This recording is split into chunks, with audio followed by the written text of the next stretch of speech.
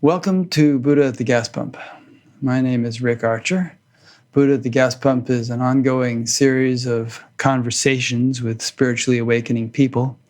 I've done over 550 of them now, and if this is new to you and you'd like to check out previous ones, please go to batgap.com, BATGAP, and look under the past interviews menu. This program is made possible by the support of appreciative listeners and viewers.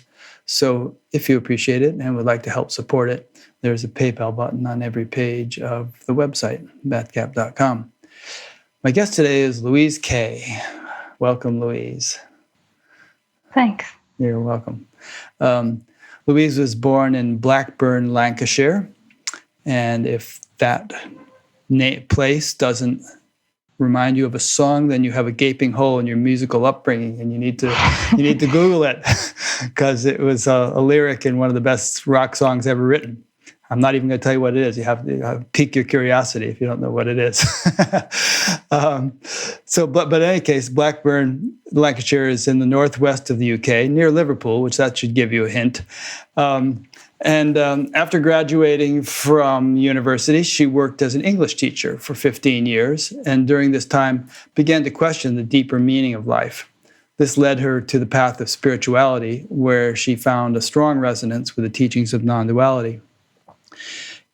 I'm reading this prepared bio, but we're going to go through all this from Louise herself in a second. But this just gives you an overview. In her early 30s, Louise felt a deep call in her heart to visit India, where she experienced a profound spiritual awakening. Shortly afterwards, Louise began channeling and traveling the world, sharing this gift for several years. During this time, she experienced a deepening and integration of her initial spiritual awakening. And as she opened more to this non-dual truth, the channeling faded away, and a new form of expression revealed itself from deep in her heart. Louise now holds group events and retreats around the world and offers embodied awareness private sessions.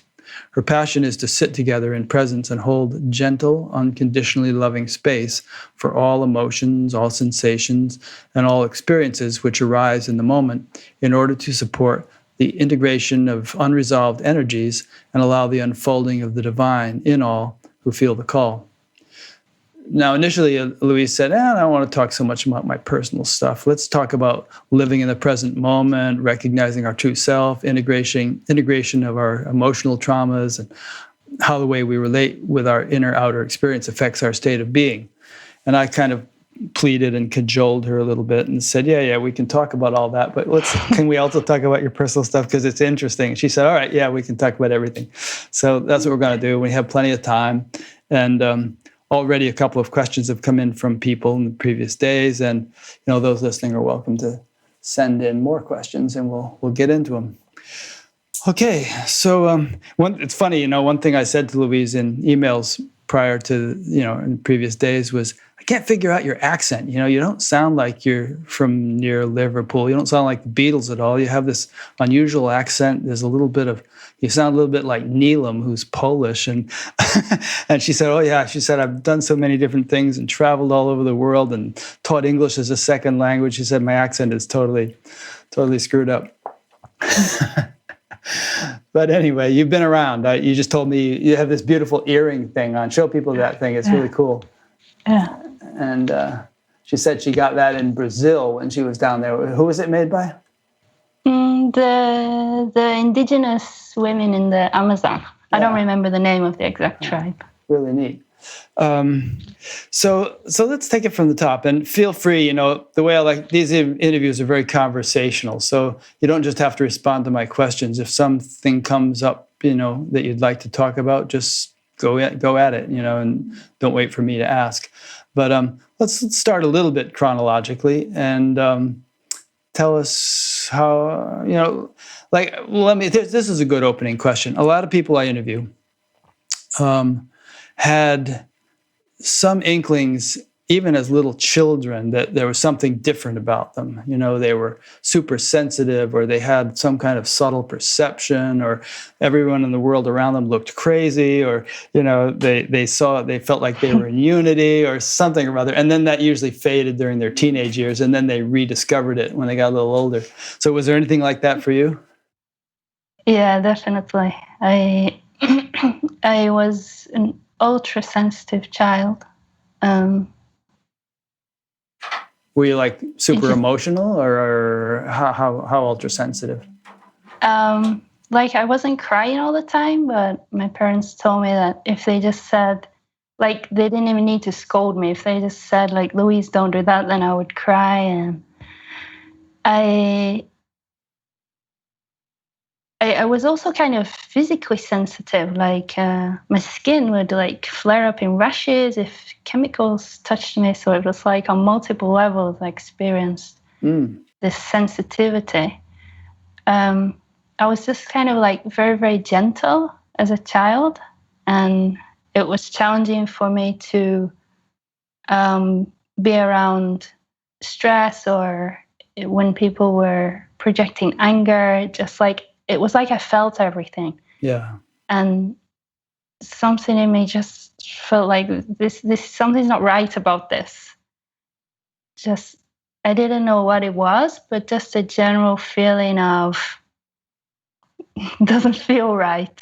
This isn't how it's supposed to be. And I was very, very childlike also. Um, and as the other kids started to mature in kind of teenage behaviors, I never really could relate to that. So the other kids were interested in like experimenting with drugs and alcohol, and it just didn't make any sense to me. And I was like at 14 at home and still interested in playing with Legos. Something didn't like kind of mature or develop in that way. And I never really went through that teenage experience. And then You didn't miss anything, let me tell you. and somehow, even into adulthood, something never really kind of matured or developed. And this was one of the big parts of my transformation in my spiritual journey, that it was not just like a spiritual awakening. I experienced a lot of integration of trauma. I'm jumping on now, but we can come back. But I also experienced what seems like maturing on a human level as a human being, and kind of that childlikeness kind of caught up with the rest of me. Yeah. But you do have a gentle air about you and kind of an innocent quality, I think.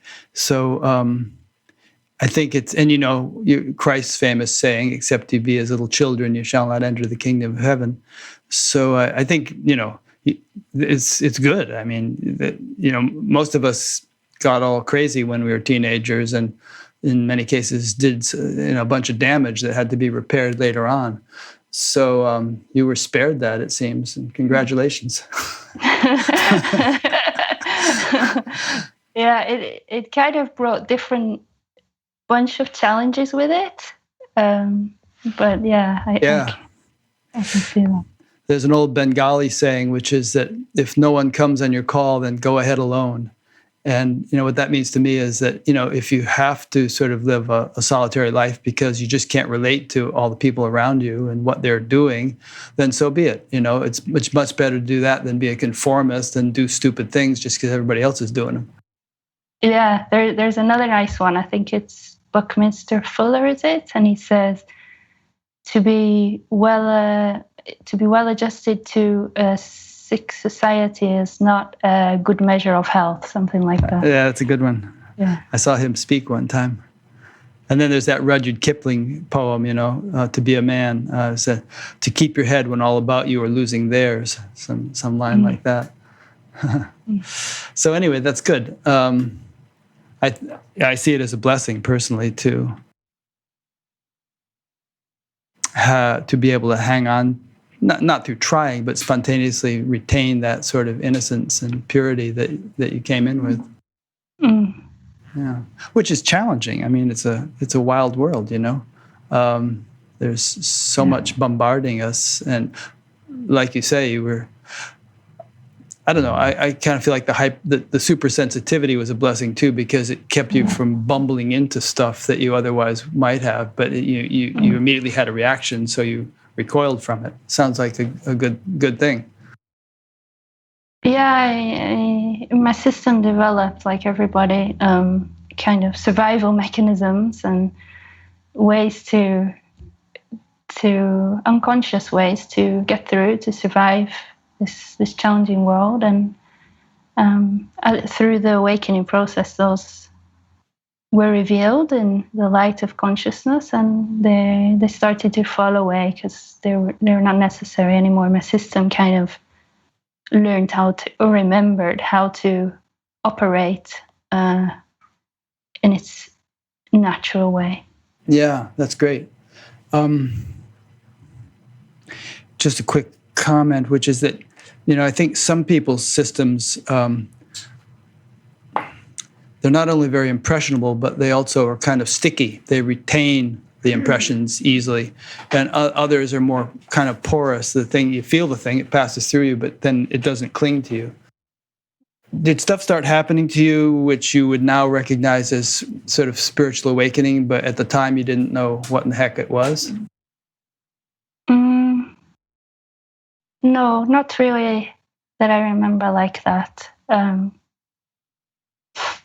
think in my early 20s was when I started to question the deeper meaning and investigate this underlying feeling that I'd always had. What's up here? What's the real meaning of all this? What's going on? What's the purpose of life? Who am I?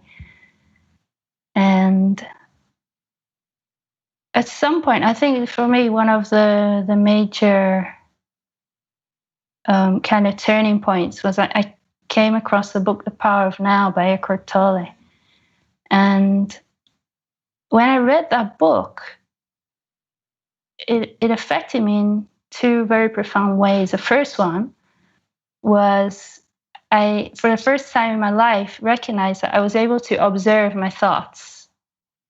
And that created some kind of separation. And the other one was I was able to feel and experience for the first time what he refers to as the energy body, because he points to these things in the book.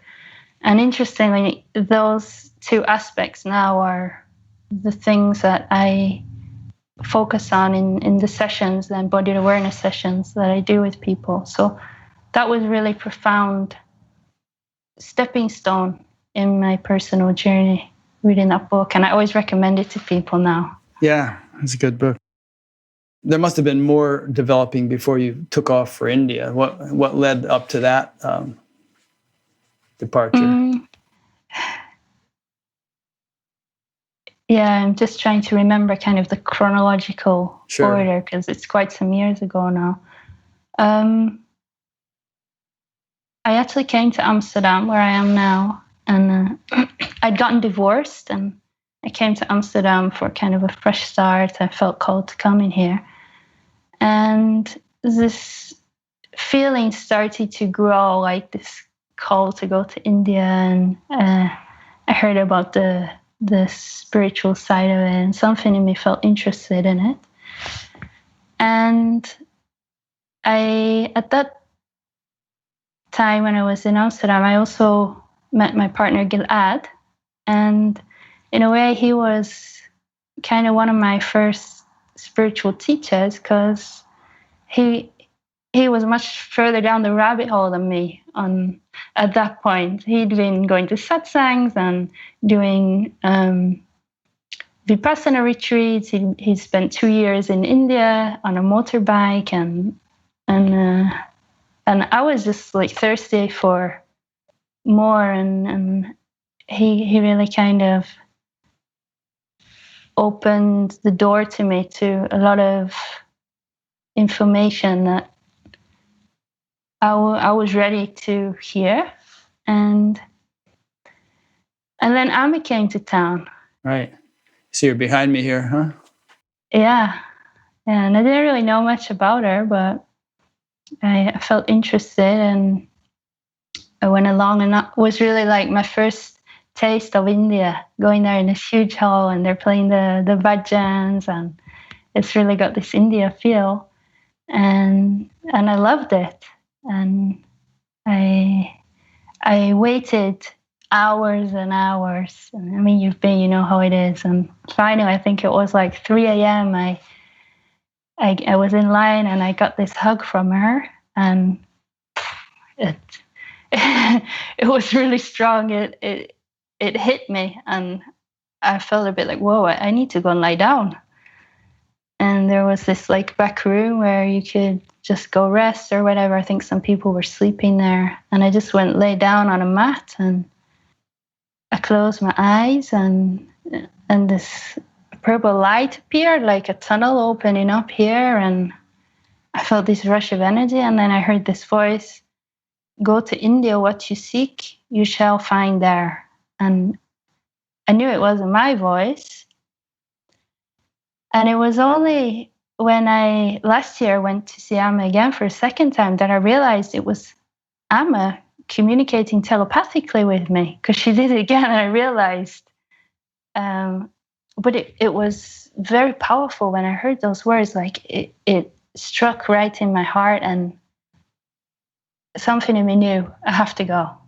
I'd been feeling this call, and that was like the turning point for me. So it kind of gives me goosebumps hearing you say that, because I've had so many experiences with Amma like that, where, you know, I mean, people think, oh, that's cute, she hugs people. Yeah, I'll give her a hug, she can give me a hug. But, you know, it's this something much more profound going on. And, you know, the level of insight that she has, even in 30 seconds of interacting with a person, and the impact that that can have on their lives is really quite remarkable. Yeah, it's amazing. Yeah. Okay, so that was a wake-up call. And so you managed to get to India. Yeah, I quit my job. I left my apartment. I got a one-way plane ticket. I didn't know. I didn't know how long I was going to stay. Yeah. So tell us a bit about that adventure, inwardly and outwardly. Yeah, I think India is really something else, and it's not something you can. Before I went, many people who'd been said to me, you know, you can't explain it. You won't know it. You won't understand it until you've been. And I was like, what are you talking about? I know what India's like. I've seen it on TV. I know what to expect. And when I got there, I really understood what they were talking about. I'm curious, as a sensitive person, what was your first impression when you landed in India and sort of got out of the airport, and the feeling in the atmosphere? Complete and utter shock. Like, it's like landing in another planet. It's the intensity is just so overwhelming. And at that time, my system kind of hadn't integrated a lot, like it is had now. Not integrated, yes, had right. not. So, for example, if I heard loud noises, it was really overwhelming. Like, I would have to cover my ears, and everybody's blowing their horns.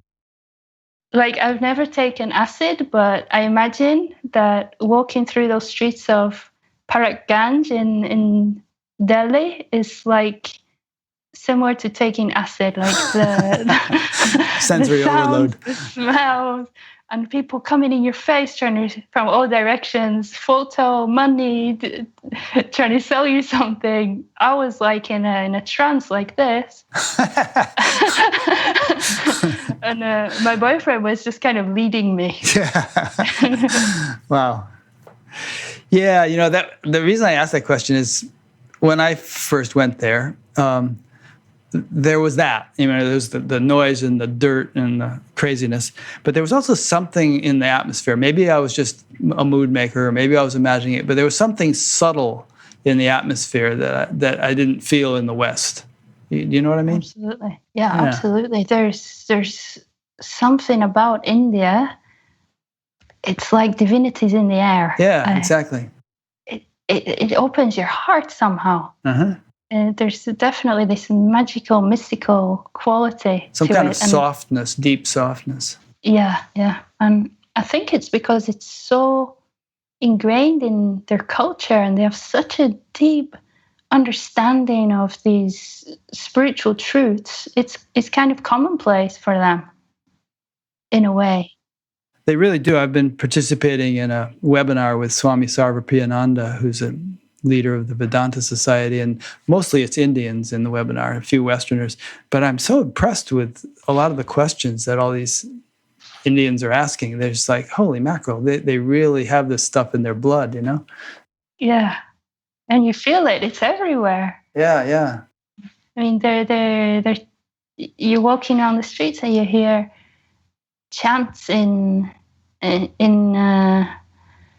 and bhajans, and they're just singing to pray for the awakening of all humans on the planet, and it's incredible.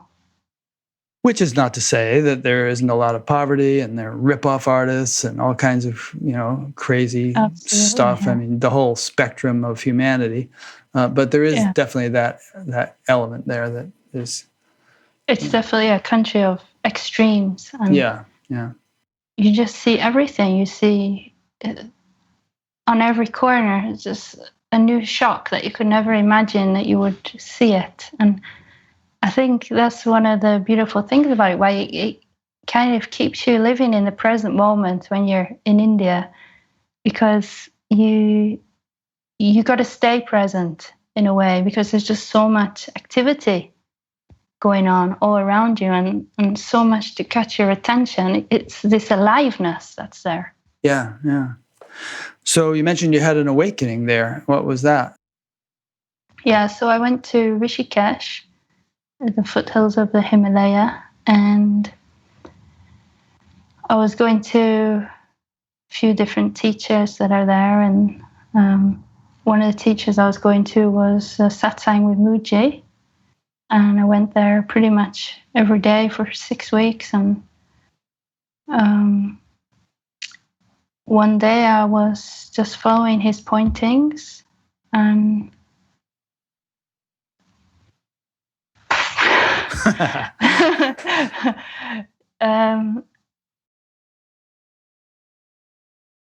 it was like the mind was transcended in that moment, is the best way I can describe it. And after that, I experienced some days of feeling like everything was a dream and nothing felt real, and things never really went back to how they were before after that experience.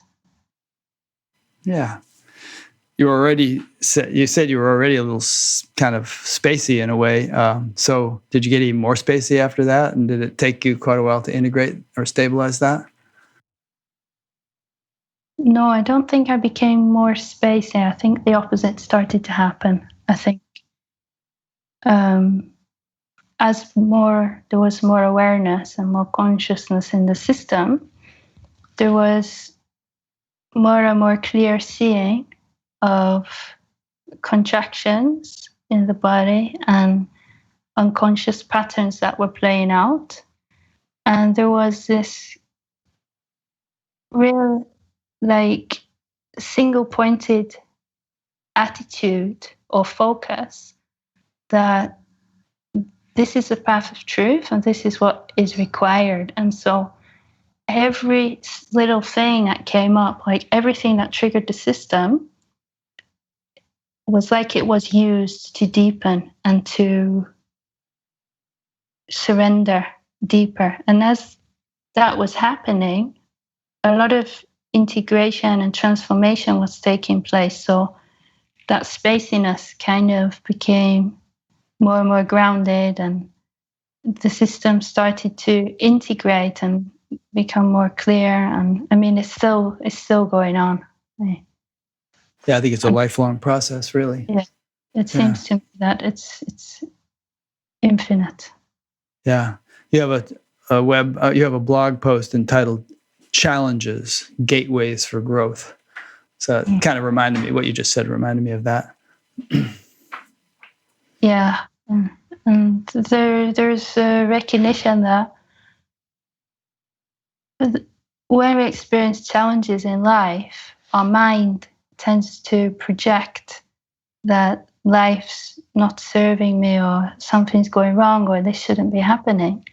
But really, life is supporting us because when we zoom out from the limitations of that little mental box and we're able to understand the bigger picture that what's happening is the unfolding of consciousness, then from that perspective, there's a recognition that each challenge is like a mirror or an opportunity for us to deepen in presence and see something where maybe we're acting out some unconscious pattern or some unconscious behavior. There's a gift for us in every challenge if we have the eyes to see it.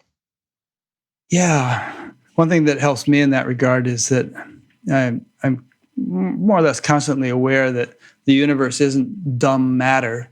It's sort of the divine play. Everything is permeated with the divine.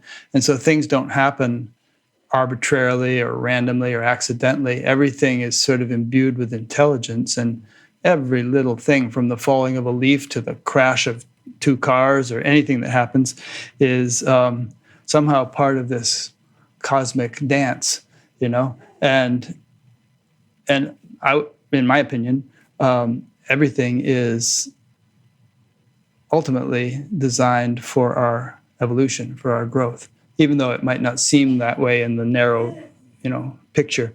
But if we could sort of expand out enough and see the big picture, we would realize that all is well and wisely put. Yeah, and part of our spiritual maturing is when we give up that effort to control life and manipulate life and demand that life be a certain way. And we give over that power to this divine intelligence, and it can run things, it can run the show much more efficiently than our mind. Yeah. There's a definition of humility I once heard, which is that humility is the quality of not insisting that things happen any particular way. And if you think about it, I mean, people are always talking about sort of not acting from ego and letting, let go and let God and all that stuff. If you do insist that things happen in a particular way, then you're kind of like, you're not letting go and letting God. You're trying to run the show, and your own individual intelligence is so limited compared with the cosmic intelligence that, just throwing a monkey wrench in the works, as they say. I'll also ask a little question here that came in. Well, this one relates in a way to what we were talking about in terms of, I asked you, if you got more spacey, and you said, no, I got more integrated and in a way better able to interact with things. Someone named Natalie from the Midlands in the UK asked, I live more and more in a state of presence, and I find it difficult to take the world out there, in quotes, seriously, which is a good thing for me. I am joyful, lighthearted. Some people think I'm uncaring and lack compassion when I refuse to join in their stories of fear and victimhood. How can I best support them at this time and yet stay true to my vibe? Yeah, there's a lot of fear getting triggered in the collective right now.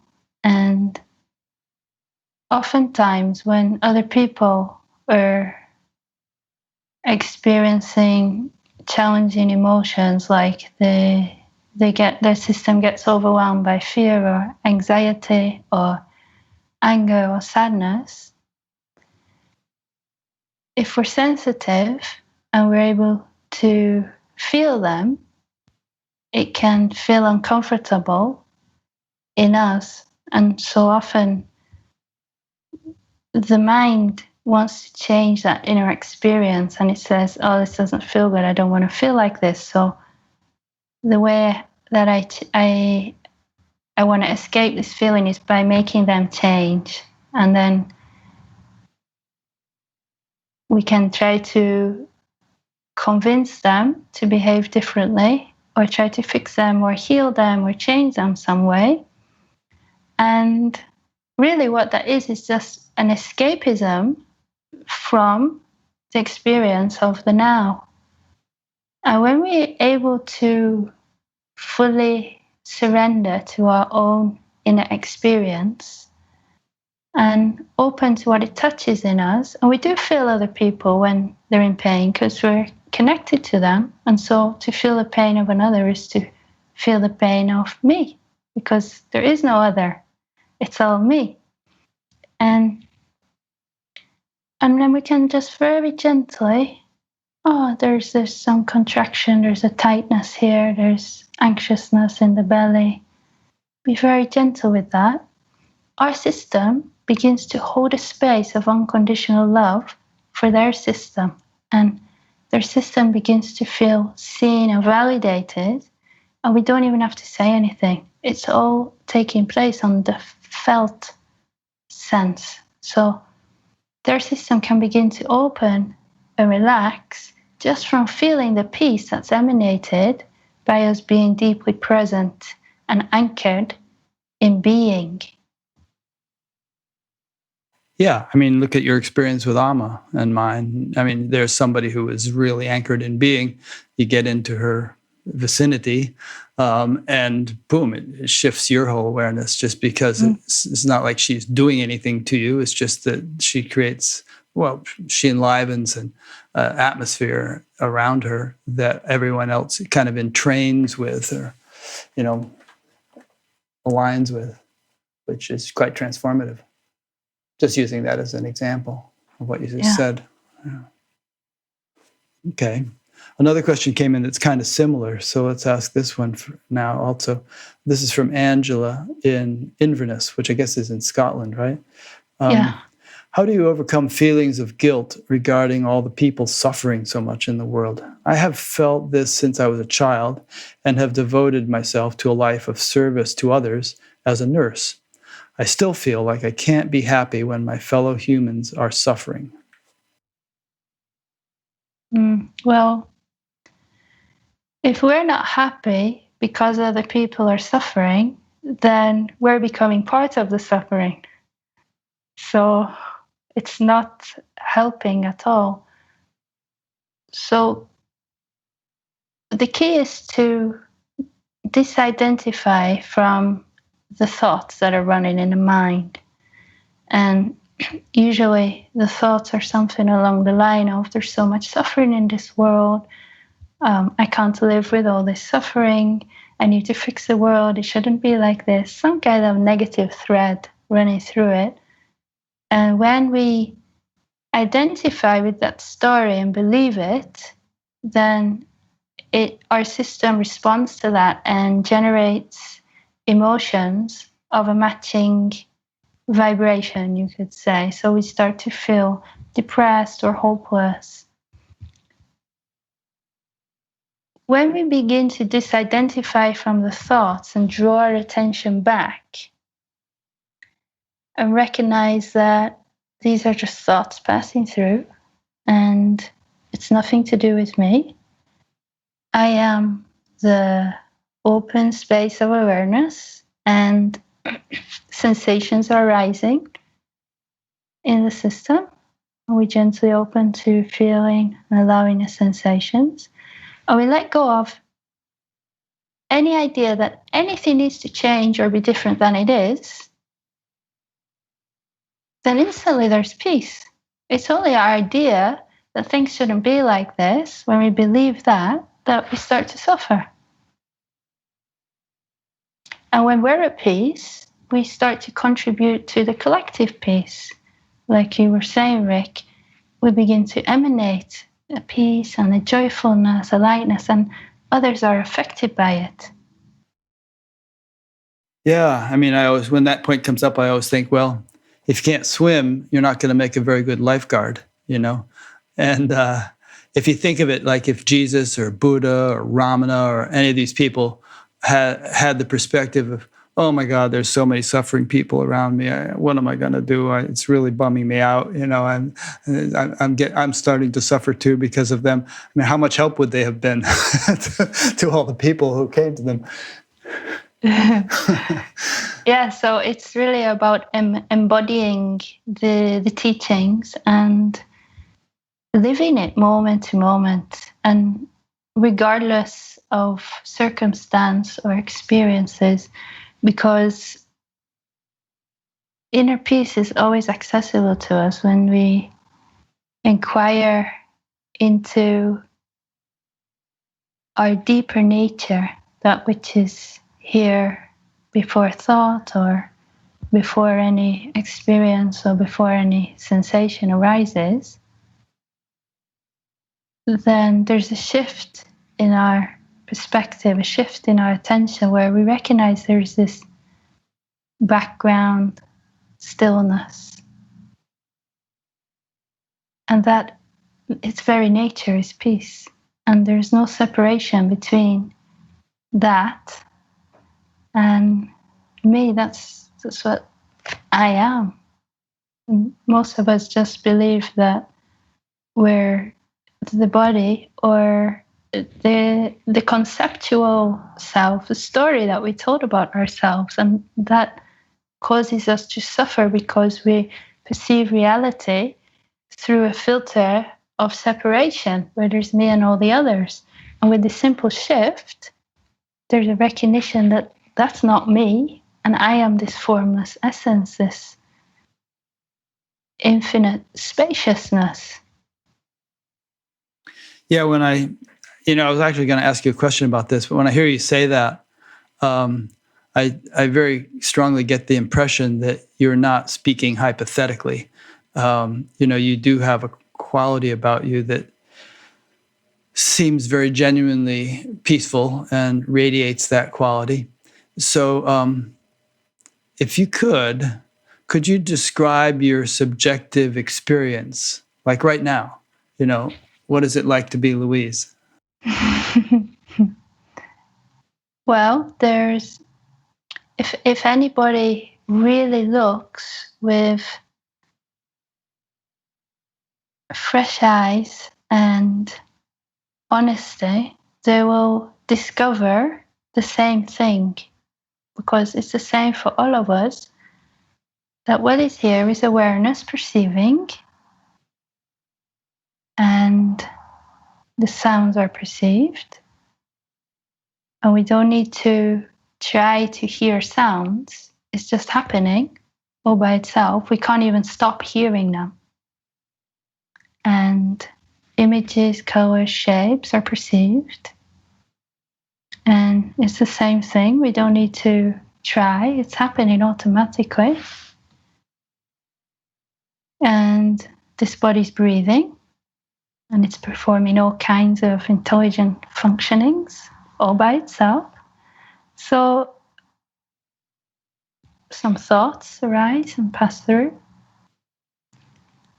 So everything is happening by itself. The intelligence of life is dancing, and awareness perceives that. Good. So it's like Eckhart Tolle said, in The Power of Now, and yet it's actually, I don't know how people take Eckhart Tolle's teachings to heart, but I would say that it's not something one should be needs to try to do or anything like that. It should somehow, ideally, become one's natural way of functioning.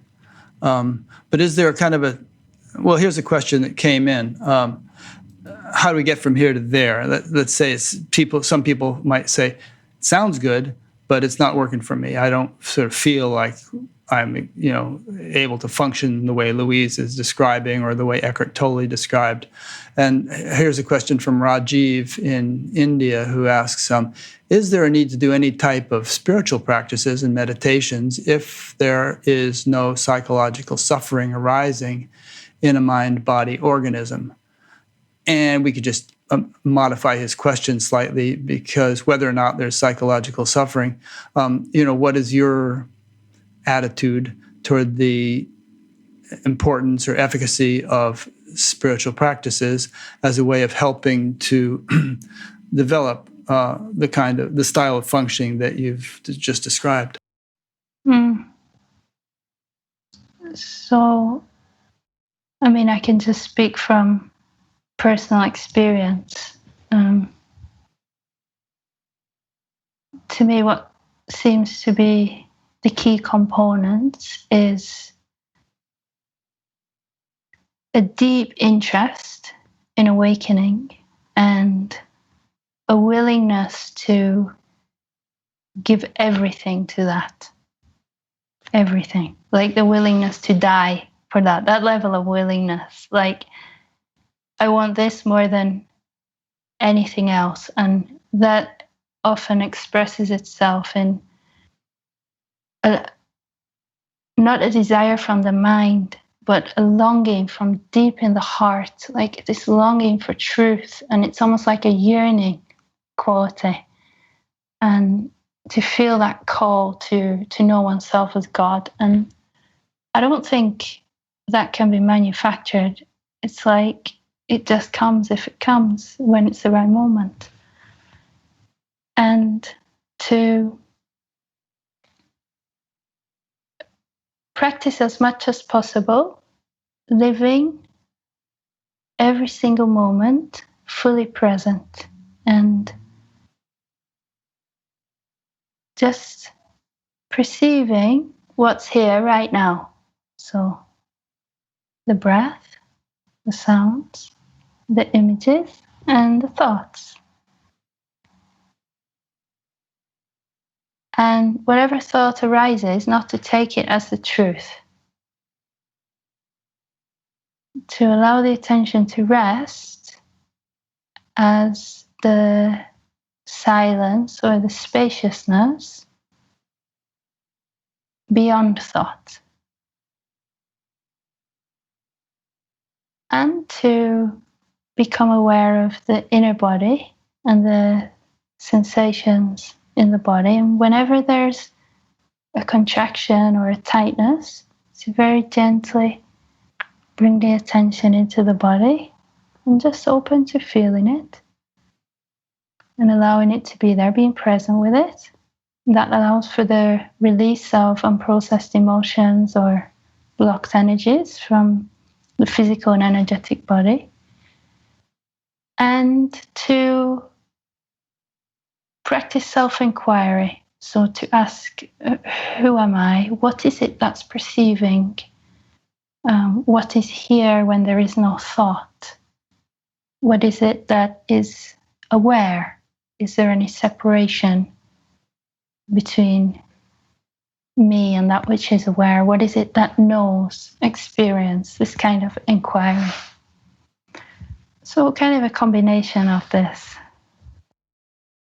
That triggered two questions in my mind.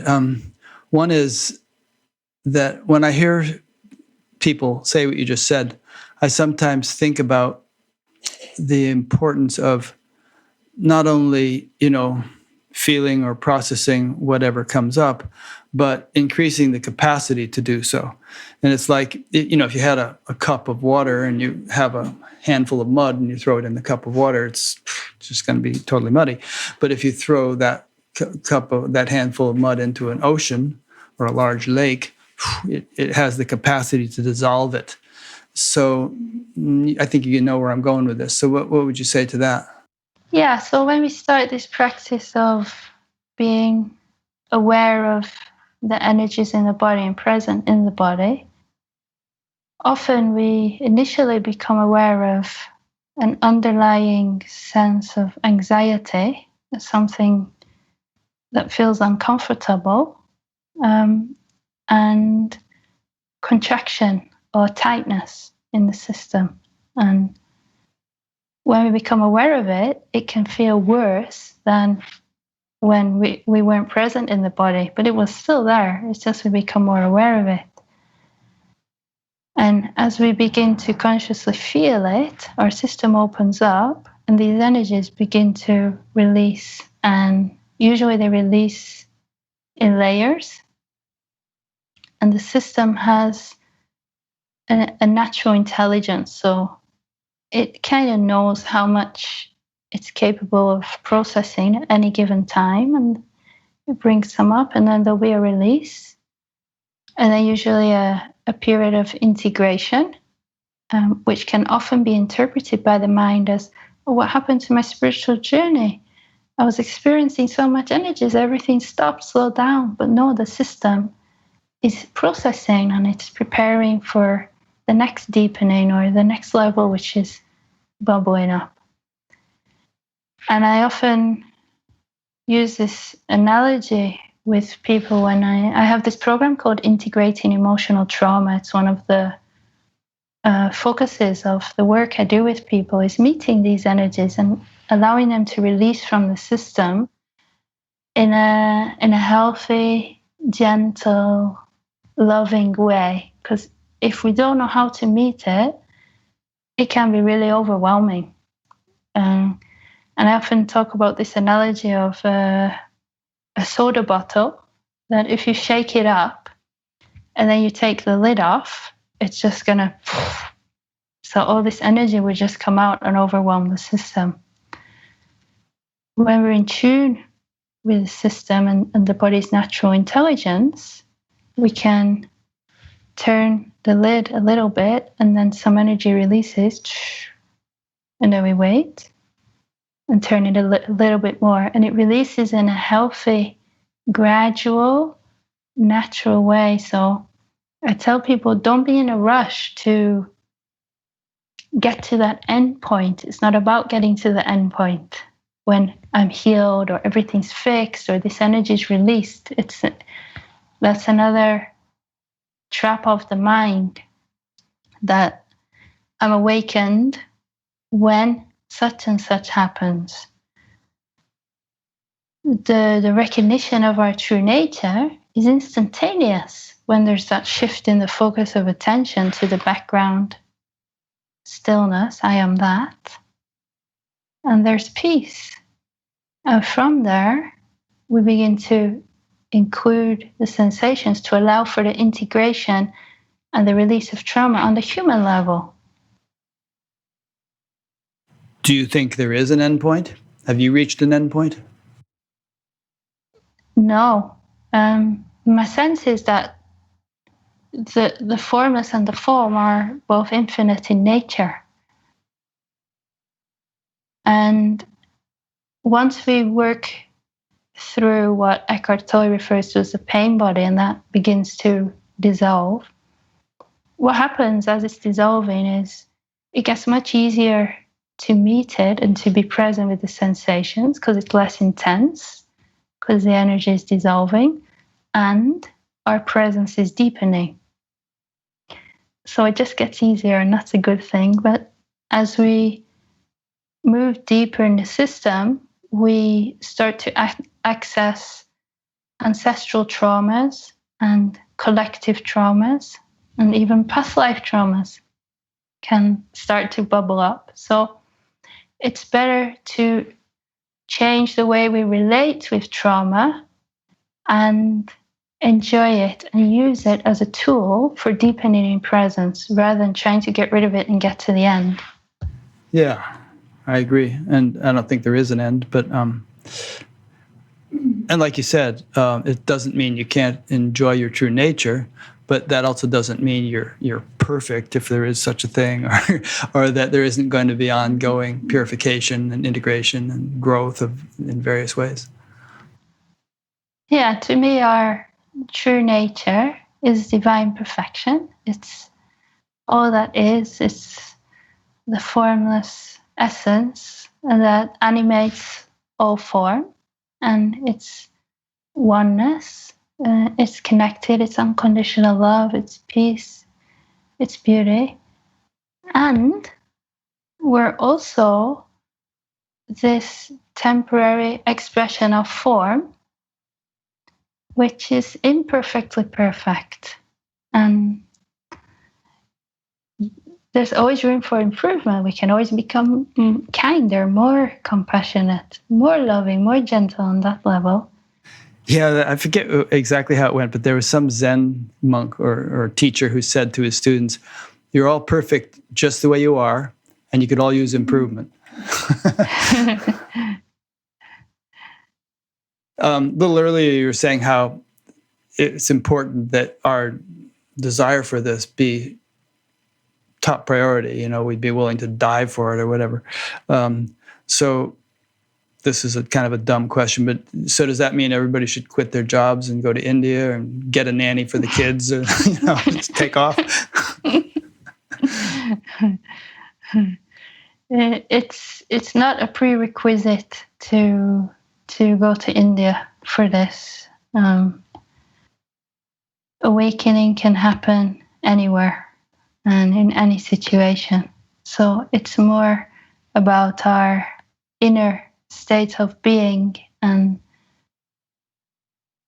where every single moment, wherever we are, whoever we're with, whatever we're doing, giving our attention to that. And the primary focus is within. What if you're a surgeon or an airline pilot or something, and your job demands really intense focus? People's lives depend on it.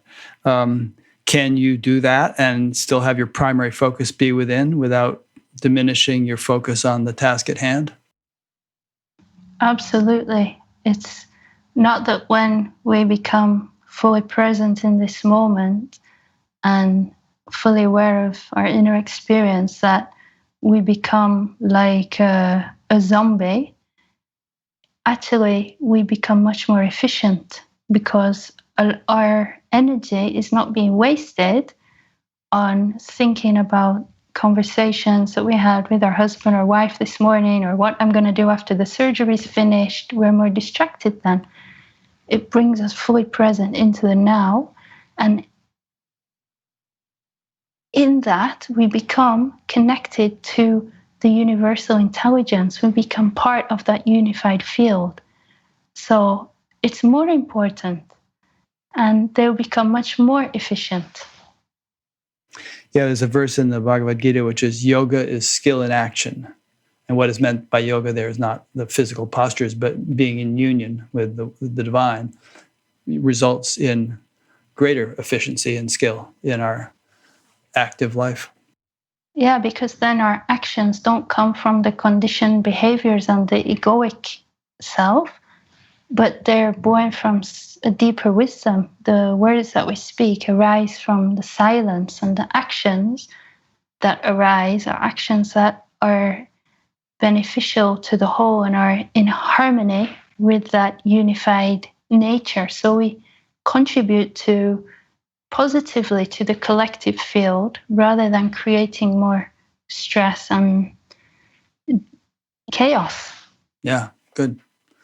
Question came in from Dan in London, who asks, would you be able to describe the difference between compassion and being sorry or pitying people? How can one be compassionate without themselves suffering? Similar to that other question, but perhaps is asking for a bit of elaboration. So if we pity someone, then usually there's a story running in a mind, like, oh, poor them, they're suffering, and we're perceiving this moment through a filter of that story, and we're experiencing the other person as a concept, as a story in our mind, that this happened to them and now they're suffering. When we become deeper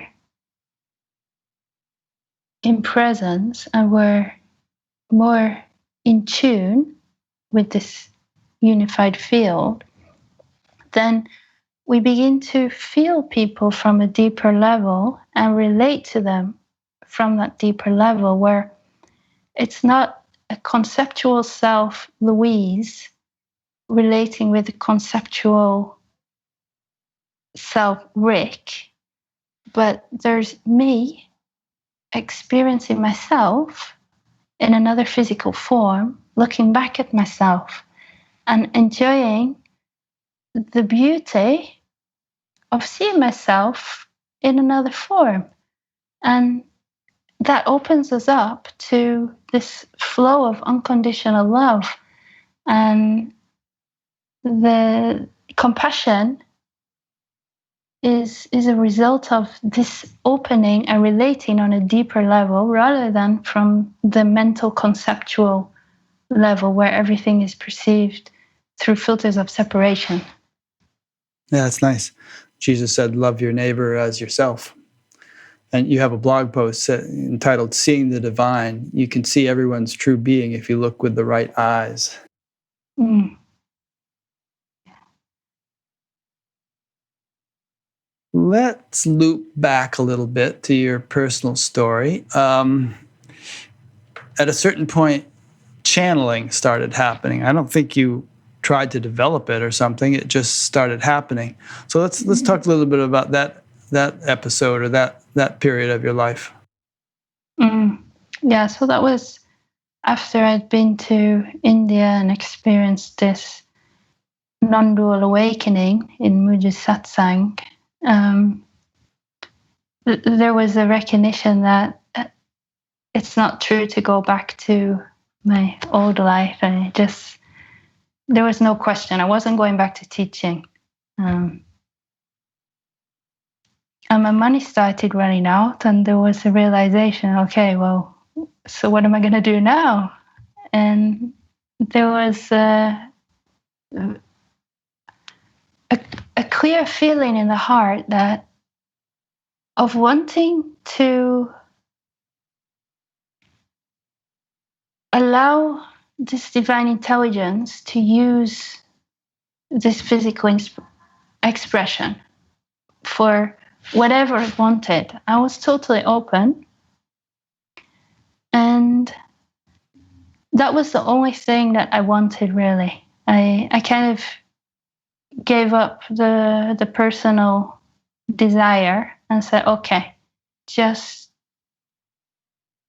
your will is I forgot the second half of that quote. Can you Thy will be done, that kind of a thing? Thy will be done, yeah. Yeah. And I made a prayer, and in this prayer, it just really came from my heart, like, please, just speaking to the intelligence of life, please use me or show me what you want. And if it has shown me that, okay, I want you to, I don't know, clean toilets for the rest of your life, I had the willingness to do that. I didn't care. I just wanted it to be in alignment with that deeper knowing. And so I don't remember if it was the next day or the day after. And I never really made the connection at the time. It's only looking back that I made the connection between what happened next and that prayer. I was lying on the bed meditating, and my body went into this kind of numb state. Like almost like paralyzation. And I felt this kind of pressure come here, and it felt like something wanted to come through, like information wanted to come through. Did it feel like a chick was trying to hatch from an egg? Almost as if there was a pecking from the inside? Yeah, kind of. Yeah. And I had this feeling like if someone were to ask a question, then this tap could open and it could just flow out. And at that moment, my partner came in the room. So I was in this deep state of paralyzation where it was like I could barely speak, and I just kind of whispered, "Ask me a question." And he did. He looked at me like I'm lying on the bed. What's going on with her? And he said it again. Ask me a question. He said, "What do you want for dinner?" And he said, "Louise, are you okay? What's going on?" So I realized, okay, he's not going to get it. And I came out of this meditation, and I told him my experience. And I said, and the next day I said, okay, I'll try it and I'll see if that happens again. And this time, ask a question. And so I did it again, and he started asking questions, and this information started coming through, which turned into channeling. And I was doing that for a few years. Um, and Let me ask you some questions about it. Yeah. I've interviewed some channelers, Bashar through Daryl Anka and Suzanne Giesman, Paul Selig, and others, and it's very interesting. They all take on a different way of speaking, as you did when you used to channel. It's like a whole different voice, in a way, comes through. I have a few questions that I've sometimes wondered about. One is, well, obviously your intuition was opening. Third eye, sixth chakra, so. One question, these are sort of skeptical questions, but they might help clear other people's doubts and understanding too. One is, I wonder if people are just, who do this, are just kind of tapping into a deep level of creativity, where you can fabricate all kinds of stories and information, like a good science fiction writer or something. And it's not that you're actually channeling some collective from the Pleiades, but that that is the explanation or the definition that is used to give some kind of context to what you're saying. But it's actually not from these beings 500 million light years away. Or 500 or whatever it is. It's actually just coming from the unified field, the field of all possibilities, the field of the home of all knowledge, in which all information resides, and you're just kind of tapping into that and serving as a channel for that. That's my first question. Well, ultimately, everything is coming from that field, whether it's directly from that field or it's through a Pleiadian collective, because where are they getting the information from? Yeah, that field. And really, there's no way to know this. I don't know the answer. And a lot of people asked me that when I was channeling, like, how do you know that it's real?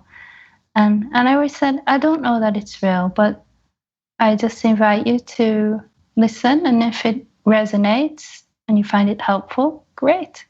And if it doesn't, great. Good answer. And did you find yourself saying things that Louise Kay had no knowledge of, but they were just coming out all of a sudden? Rarely.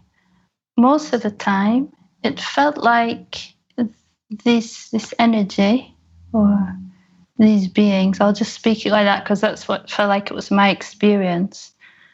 It felt like they were using the information that was already somewhere in the system. And my sense is that maybe not enough integration had happened for that information to be shared directly. And so they were kind of giving a helping hand somehow. When that connection was made, it was able to come through. It's interesting. Yeah. So, I mean, if someone had asked you about, Einstein's field of, or theory of general relativity, you wouldn't have been able to say much. They even if those beings knew about it, it wouldn't have been able to come through Louise Kay very well. They had to sort of play with what your equipment provided. Yeah, that's what it felt like. Like they could use what was here, and they were coming through this. So, for the most part, there were a few cases when little bits came through. Uh-huh. So obviously you wouldn't have been able to channel in Japanese or something. But you had to use, your instrument wasn't designed for that. Yeah. Yeah. Okay. Those who are listening to this, if you have any more questions about channeling, feel free to send them in too. What else was I wondering about it? Why the change in tone of voice? Why do channelers sound a little strange when they do it? I don't know really. My experience is that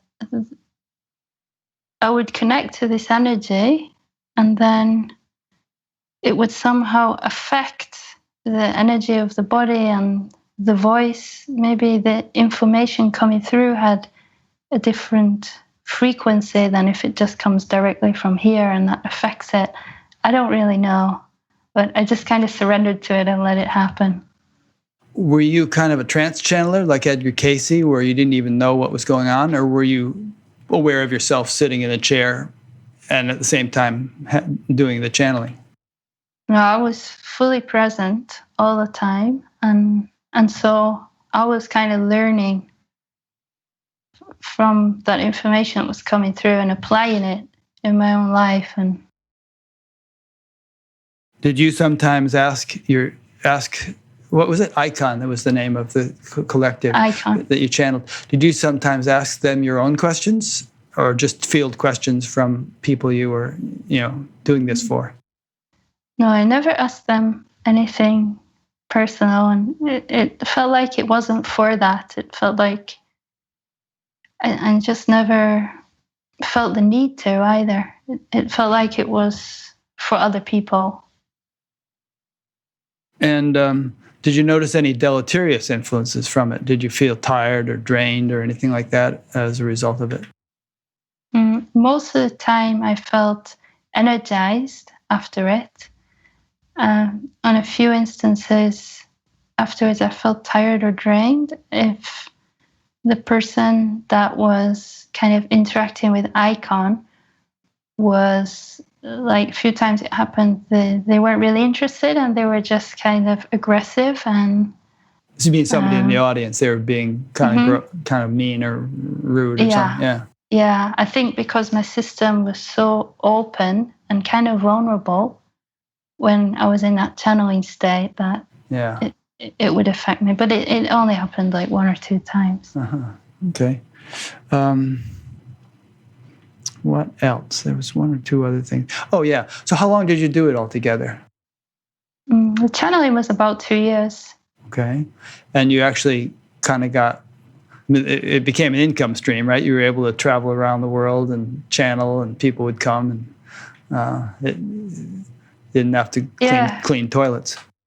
Yeah, I actually didn't really have that in mind, and it just kind of organically started growing, where I was doing it for fun, and friends were like, "Oh, this is fun, I want to ask a question." And then word spread and someone else wanted to ask a question, and, "Oh, hey, why don't I do sessions for people doing this?" And I put a few videos on YouTube just for fun, and it kind of exploded. Those videos are still there if people want to see them. I have found that, Bashar is I think my second most popular interview, and the others are pretty popular too. I have found that healers and channelers and things like that, people often, they become very popular. And I sometimes get the feeling like people like someone who can do it for them in a way, as opposed to someone that says, "Here, practice this technique and see me in a week or see me in a year." There's some fascination with somebody who can sort of help do it for us. You know what I mean? Yeah, and that's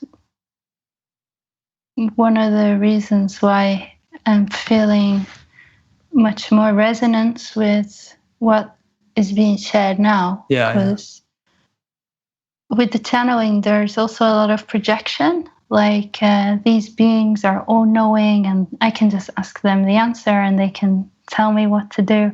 And one of the main messages of Icon is that, look, we're not interested in that. We want to support you to get in touch with this yourself, to get in touch with your own inner knowing, to really empower people.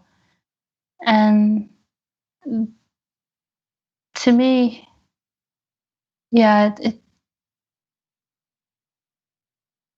it feels more important that we give up that projection and connect to our own inner knowing and our own inner guidance. Yeah, and of course that happens with earthly teachers too, where in some cases it seems to be all about them, and, "Oh, aren't I special?" And people project all kinds of things onto them, and begin to actually undermine their own common sense and their own, capabilities, whereas other teachers really seem good at keeping things balanced and not letting people get into that dependent state. Mm. Yeah, I always tell people, like, no matter who it is that tells you something, it doesn't matter. If they're the most enlightened being on the planet, your own inner knowing comes first. Yeah. I'll tell you a story. I told it last week. I promise I'm not going to tell this again next week. But so I just heard this the other day from Swami Sarvapriyananda. But some guy came to Ramana, and he said, "Ramana, what should I do?" And Ramana said, "Oh, know yourself." And he said, "I know. I told it last week. I'm not going to tell it next week." And so. Different people are watching today. And so... I didn't hear it, right? Yeah, Louise hasn't heard it. And so, the guy said, yeah, but he says, I'm a great devotee of Narayana. And Ramana said, that's fine. And he said, so when I die, will I be able to go to Narayana's abode? And Ramana said, sure. And he said, oh, great. Will I be able to talk to him? And he said, yeah. And Ramana said, sure. And he said, will Narayana talk to me? And Ramana said, oh, yeah. And so he said, well, what will he say to me? And Ramana said, he'll say, know yourself. Two questions about the channeling still. As you did it for 2 years, initially you had felt this awakening in the sixth chakra. Did that sort of open more and more as you did the channeling? Did the channeling become a means through which this chakra could get cleared out even more and kind of be wide open? No, it didn't really feel like that. It felt like the clearing and the integration was happening in the whole system. Well, okay, so it didn't just enliven this. The channeling actually had a clearing and integrating effect on all of you, on your whole system. No, it didn't feel like it was the channeling that was doing that. It felt like the dedication to living fully present in the now and meeting everything that came up. And there were a lot of traumas in the system that came up, and a lot of releases happened, and a lot of seeings of unconscious conditionings and behavioral patterns. So as they were more seen, they began to fall away.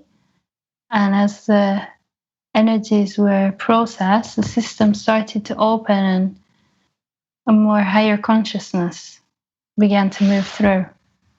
So that happened regardless of the channeling, and probably would have been happening whether or not you were channeling. Channeling was just something that was going on.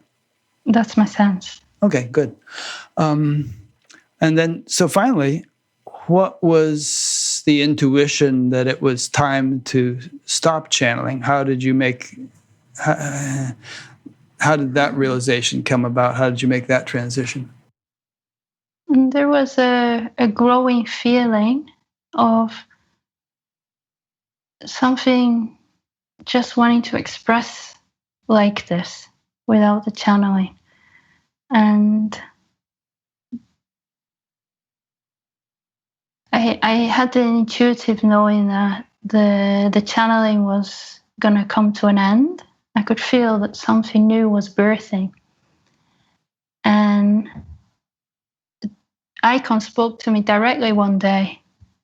It was only the second time they'd ever spoken to me directly, and they said, we shall be leaving soon. And I knew it, and it felt right before they said it.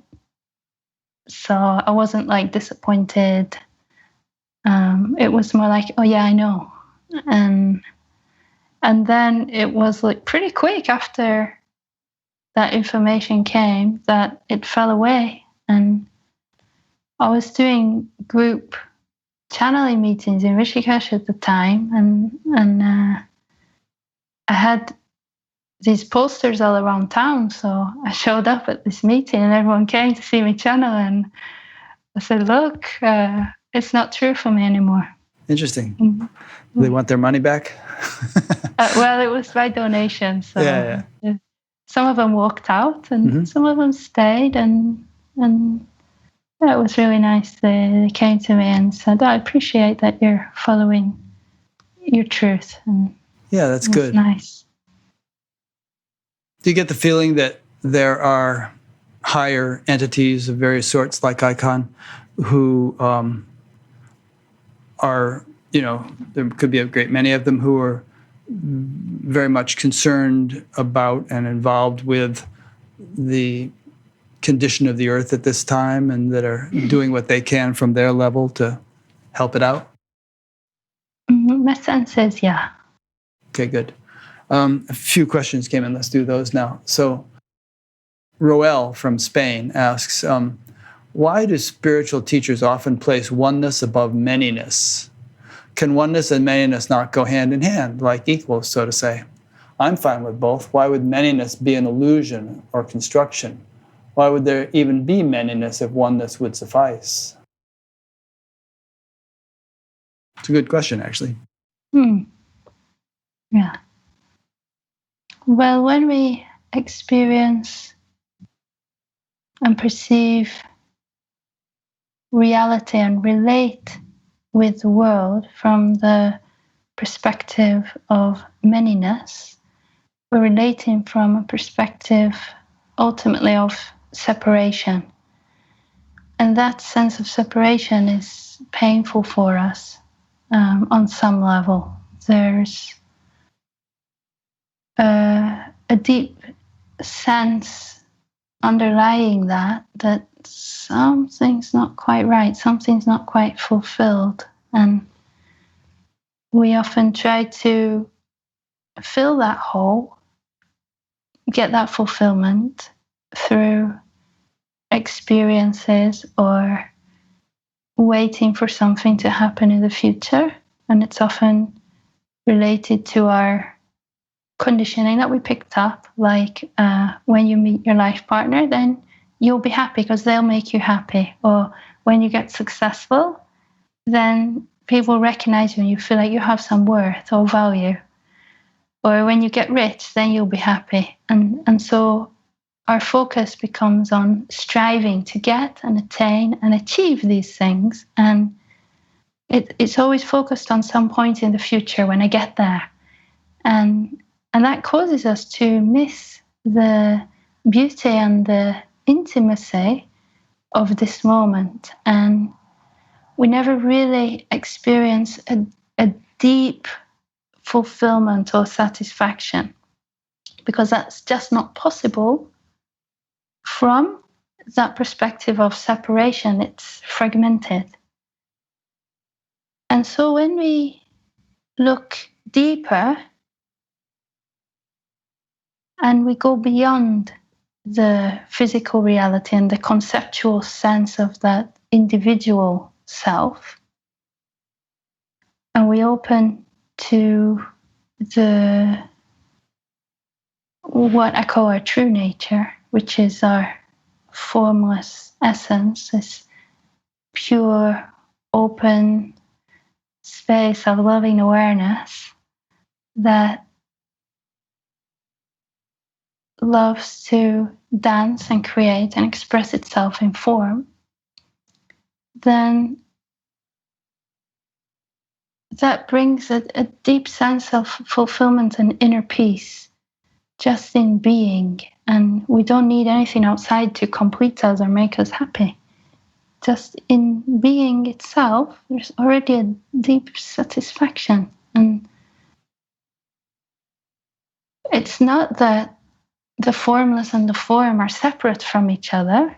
There's no separation between them. The formless is the essence that animates the forms. And the form is temporary. So it's born and it dies. And the formless essence is unchanging. It's infinite. Most people have heard the analogy of the ocean, that the waves arise and it seems like the wave is somehow separate, but it's made of the same water and it's born from the ocean and it lives its limited life, its expression of form, and it returns to the ocean. Good. I would just say to Rael that there are different teachings for different people and different levels of teaching. And no one teaching is necessarily appropriate for all people at all stages of their development. For instance, the Gaudapada did a commentary on the Mandukya Upanishad, and the whole thing is this deep logical argument about how the creation actually never arose in the first place, the rope never became a snake, and so on and so forth. And it's, in a way, it's definitely true at its own level. But then even he did another whole scripture thing that he wrote, which was all praise to the Divine Mother, and the divine play of creation and so on. So if somebody tries to kind of emphasize one particular perspective to the exclusion of all others, it usually ends up being a kind of a lopsided approach, which is not broadly useful. That'd be my take on it. Okay, here's another one coming in. Let's see what this one is. This is kind of similar and interesting.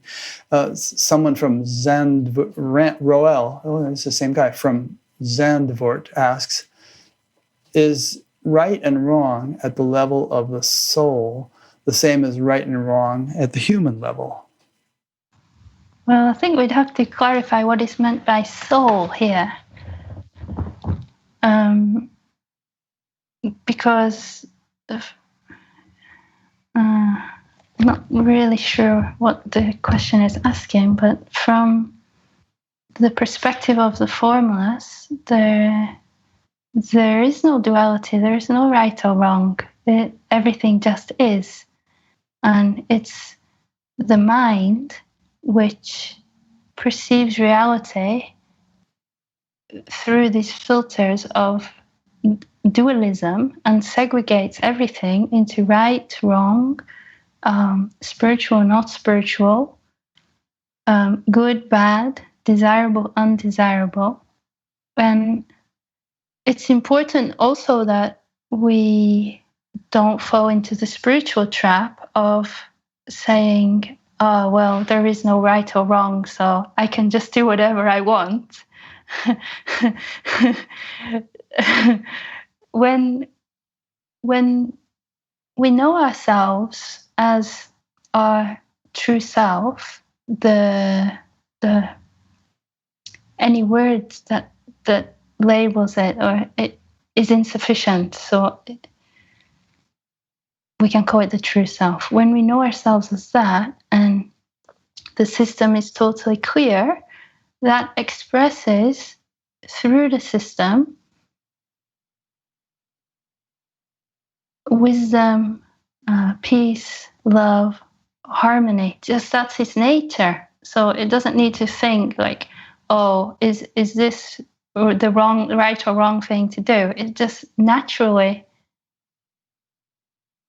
contributes harmony. And it's where we have these veils or filters of our conditioned behaviors or traumas that act like a wall or blockage to that natural expression coming through that cause us as humans to act out evil in the world.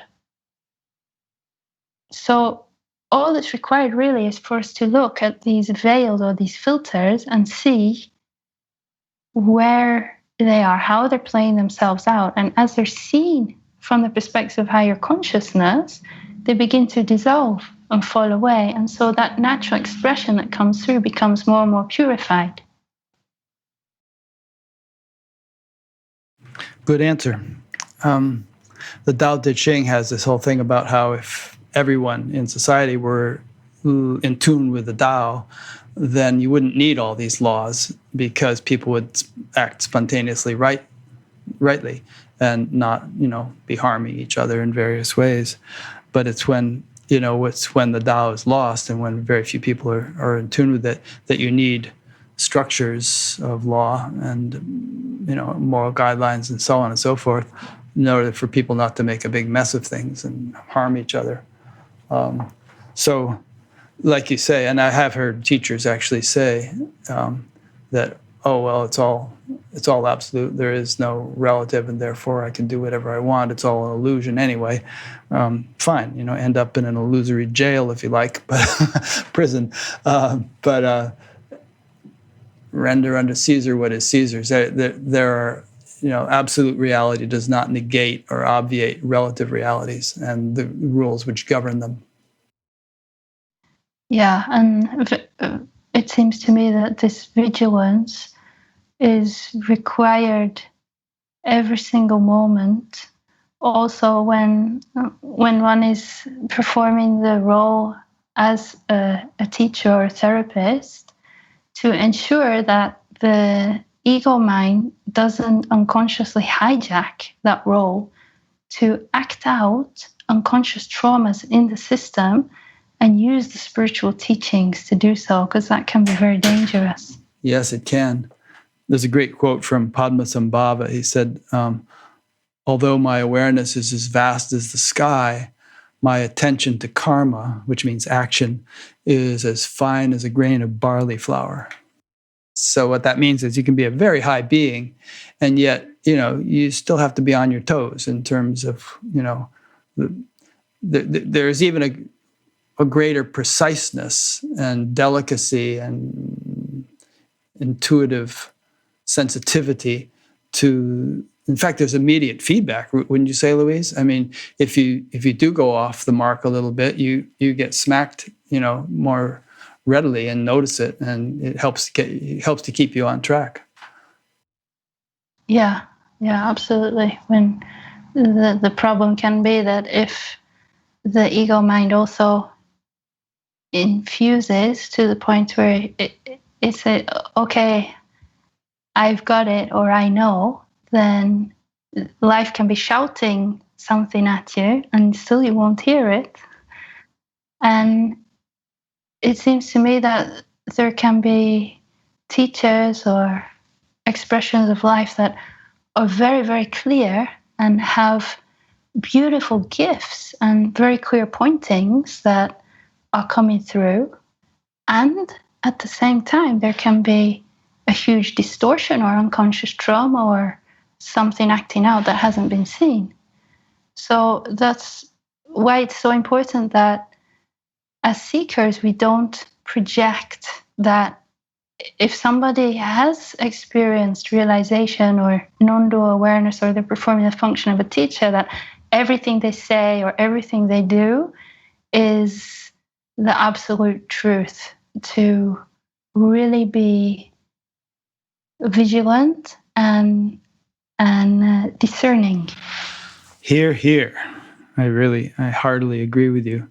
In fact, along with Jack O'Keefe and Craig Holliday and Miranda McPherson and Mariana Kaplan, I helped to establish something called the Association for Spiritual Integrity, which is spiritual-integrity.org, to try to sort of popularize in the spiritual culture that ethics are important and are an important component of the spiritual path, which traditionally they have been understood to be if you read Patanjali or any of the ancient sources.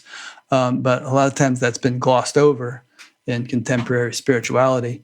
And there have been all these messy situations, and like you say, students might sit there really admiring a teacher, and the teacher seems so good in so many ways and so inspiring, and yet starts going off the beam a little bit, and the students begin to think, well, this doesn't seem right, but hey, this guy is supposed to be enlightened and I'm not, so what do I know? And they abdicate their own discernment. Yeah. Do you have any more comment on that? Not right now. Okay. Here's another question. This is from Marilyn in Texas. Marilyn asks, how do we balance living in the present and planning for the future? I always feel like I have to plan life changes to navigate around constant, unavoidable, fear-based messages entering the mind. I love Louise, by the way. I've been following her for a long time. Her tender energy is so soothing. She's a beautiful embodiment of the divine feminine. And then she has 2 hearts on the screen. Who's this question from? Marilyn in Texas. Thank you, Marilyn. So do you remember the question after I gave you that flattering and embarrassing compliment from Marilyn? Maybe just run it by me one more time. Okay, she wants to know, how do we balance living in the present and planning for the future? I always feel like I have to plan life changes to navigate around constant, unavoidable, fear-based messages entering the mind. So if we need to make plans for the future, we can make the plans while staying fully present in the now. For example, if me and Rick want to schedule a Skype call, we can have a conversation about when is there a free spot in your calendar. And as we're talking, our attention is fully present in the now, and we're deeply connected. If there's fear-based thoughts arising, then it's great that you're already aware of those fear-based thoughts. It's not necessarily the best way to try to avoid them by making plans, but simply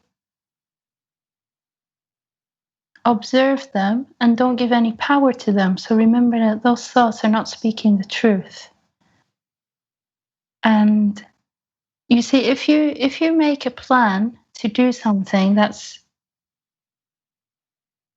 coming from a fear of experiencing a fear, then life's going to reflect that back, and it's not coming from your deeper truth.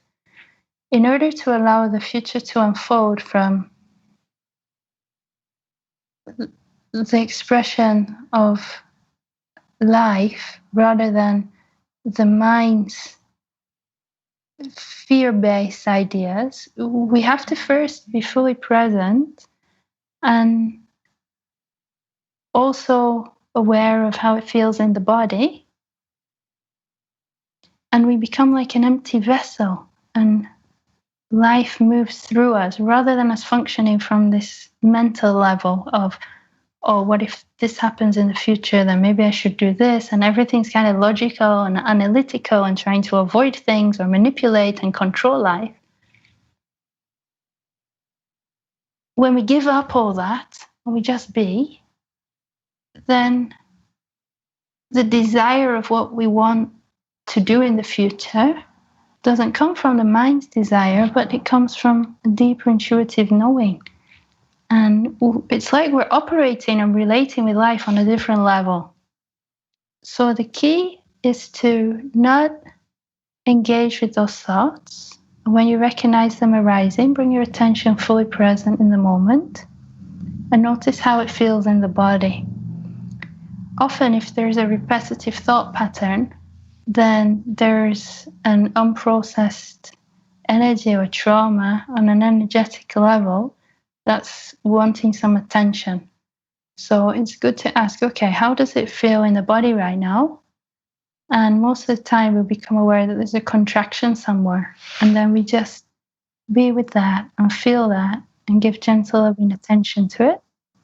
And as we give it that gentle loving attention, it begins to soften and open, and the energy releases, and it stops producing those fear-based thoughts. And it creates space in the system for that natural flow of life to express. Let me make up a concrete example. This is probably not what Marilyn is thinking about, but just this might help to bring it down to earth a little bit more. So Marilyn is from Texas, and the COVID pandemic is pretty bad in Texas. And let's say Marilyn has kids, and she's trying to decide whether she should send the kids back to school in a few weeks. And there's implications to that. The kids might get sick, or maybe it wouldn't be so bad for them, but they might bring it home to grandma, or a lot of people are actually saying that they feel like the fear is the greatest pandemic right now, more than the disease. Although I don't know if I agree with that, but a lot of people are feeling fear, and probably for good reason. And a lot of people are being kind of reckless and saying, I'm not afraid, I don't need to wear a mask, and I can go in the store, and don't make me wear a mask. And there's this kind of like stigma about being careful in some people's minds. So, but in any case, there's a lot of fear in society right now, and Marilyn is obviously feeling some for some reason. I don't know what the actual reasons, but if we take a concrete example like that, which actually has very practical implications, it could make a big difference what you do or don't do. How would you then address her concern? Well, it would be the same with any decision-making process.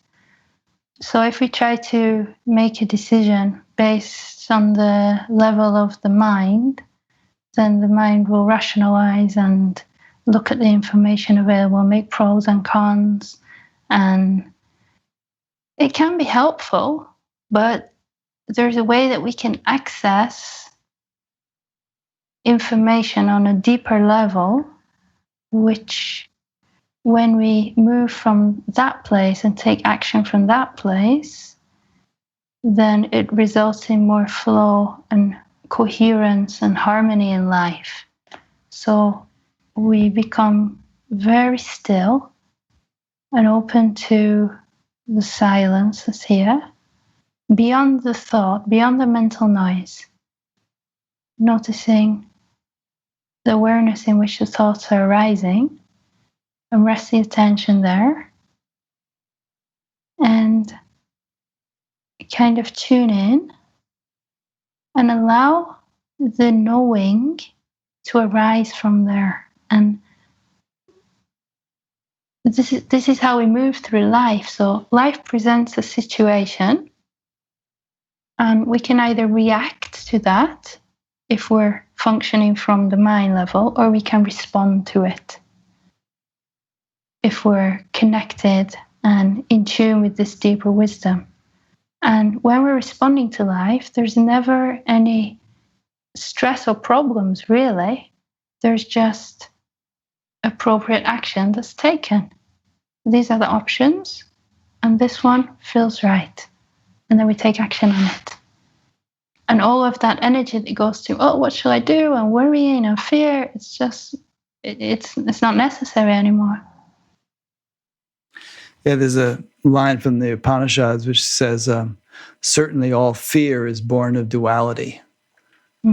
And you can kind of get that, because if you're in duality, if you are separate from things, then things can threaten you. But if you appreciate the underlying unity of life, then what can threaten what? And who can threaten whom? Yeah.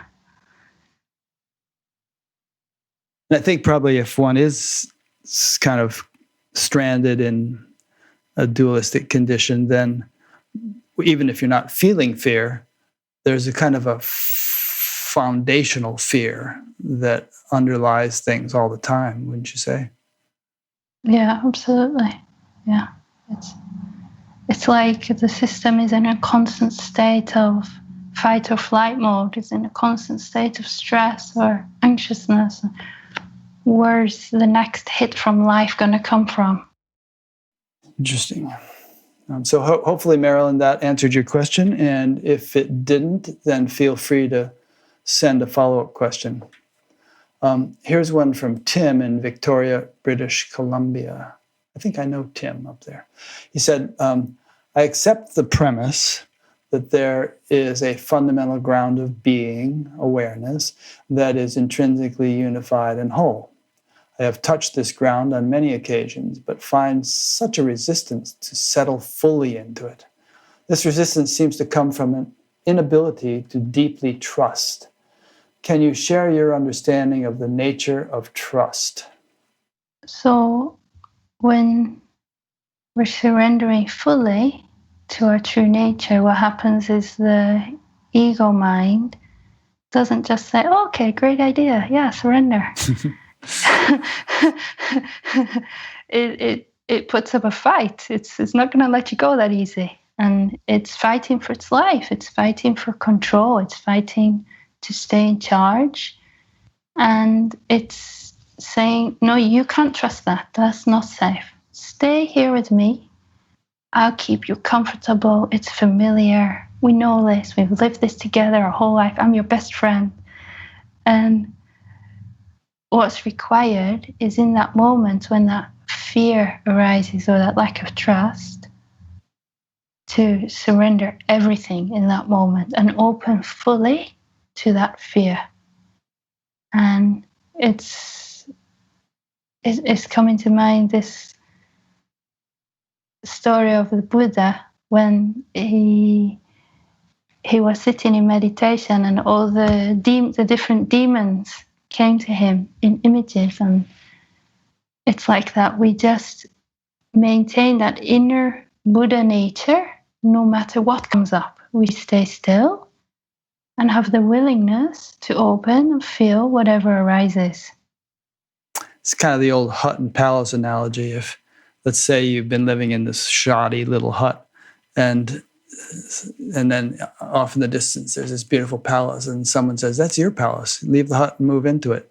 And you start to go towards the hut, and then you think, wait a minute, what if it's not really my palace? Or what if I get eaten by a tiger along the way? Or, my hut wasn't so bad after all, it was actually kind of cozy. And so you scurry back to the hut.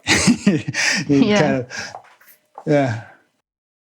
But, like you said earlier, you don't do this in one fell swoop.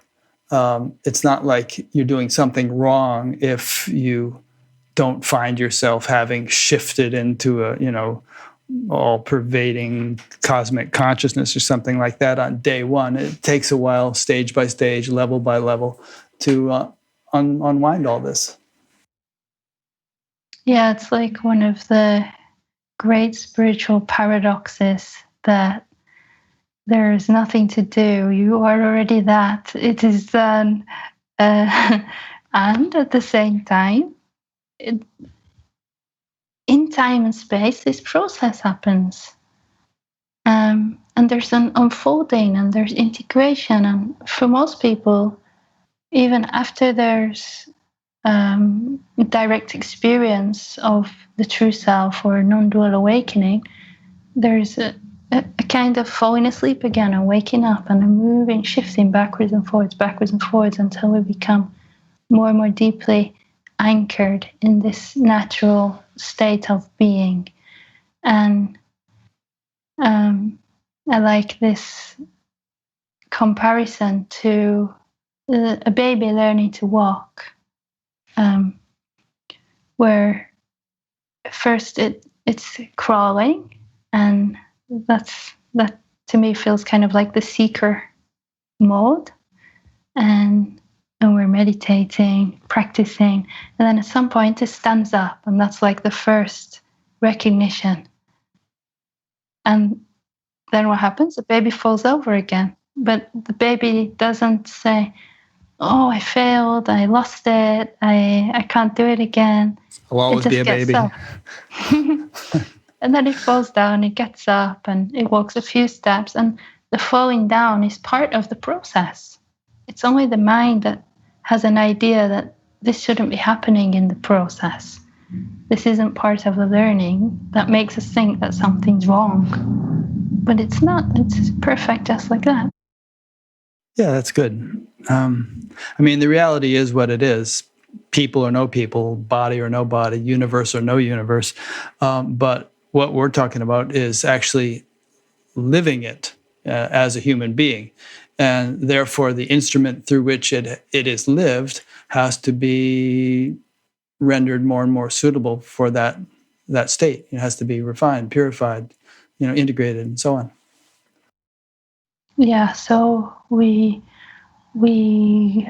experience this opening to higher consciousness, and then in a way that's like the beginning, and the process of deepening and integration starts, and a lot of healing takes place on that journey. And on that human level, it seems like there is no end to it. Yeah. Somebody sent me a quote the other day, and I actually emailed it to you. I think I'll just read it out just for fun. Won't be reading it out in every interview, but I'll read it out in this one just because it's kind of inspired me. It's from something called the The Kybalion, a study of the Hermetic philosophy of ancient Egypt and Greece. And here's how it goes. It relates to what we're saying. Do not make the mistake of supposing that the little world you see around you, the earth, which is a mere grain of dust in the universe, is the universe itself. There are millions upon millions of such worlds and greater. And there are millions of such universes in existence within the infinite mind of the all. And even in our own little solar system, excuse me, even in our own little solar system, there are regions and planes of life far higher than ours, and beings compared to which we earthbound mortals are as the slimy life forms that dwell on the ocean's bed when compared to man. There are beings with powers and attributes higher than man has ever dreamed of the gods possessing.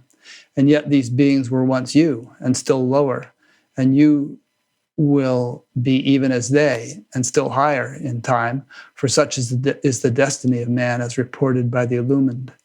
And death is not real, even in the relative sense. It is but birth to a new life, and you shall go on and on and on to higher and still higher planes of life for eons upon eons of time. The universe is your home, and you shall explore its farthest recesses before the end of time. You are dwelling in the infinite mind of the all, and your possibilities and opportunities are infinite, both in time and space. And at the end of the grand cycle of all eons, when the all shall draw back into itself all of its creations, you will go gladly, for you will then be able to know the whole truth of being at one with the all. And actually, that last line, you can know the whole truth of being at one with the all before the universe goes back into dissolution. You can know it now, as you were saying. So maybe there will be some ultimate final knowing at that point, but you don't have to wait for that. For me, I love the mystery and the magic of this universe, and I love not to know. And that's part of the beauty of this dance of creation, that it's so immense beyond what the mind can imagine. If we even just try to comprehend with our mind the size of the known universe and the billions of galaxies, to comprehend that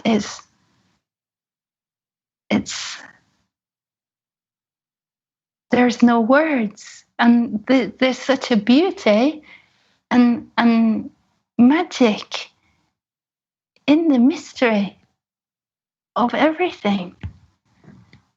And to see life through these eyes, it brings life to life. To see the magic in every moment and the beauty in even the most mundane things, the most everyday objects. The fact that we are alive and experiencing this form, it's incredible. That's beautifully put.